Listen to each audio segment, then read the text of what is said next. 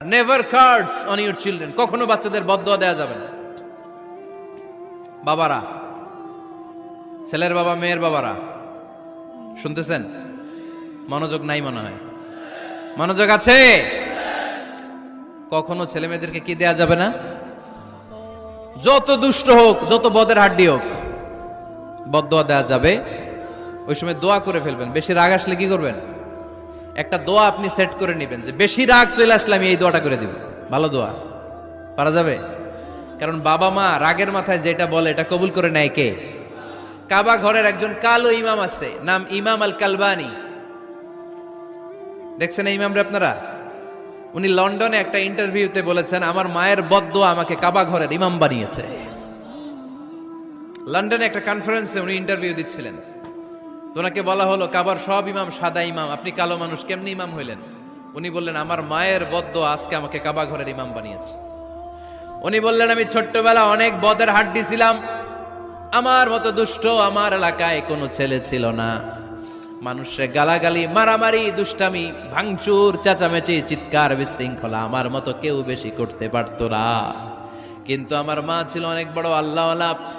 আমার মা জানতেন আল্লাহর কাছে দোয়া করার কত বড় পাওয়ার। আমার মা যখন আমার উপর রেগে যেতেন, আমার মা জানতেন রাগের মাথায় বদদোয়া দিলে বদদোয়া কবুল হয়ে যাবে। এজন্য যখনই আমি বেশি দুষ্টামি শুরু করে দিতাম, আমার মা রেগে আমারে বদদোয়া দিয়ে বলতেন, আল্লাহ তোরে হেদায়েত দেখ, আল্লাহ তোরে কাবা ঘরের ইমাম বানায় দে। মা যখন রেগে যেতেন, রেগে মেগে উনি সব সময় বলতেন, আল্লাহ তোরে হেদায়েত দেখ, তোরে কাবার ইমাম বানায় দেখ।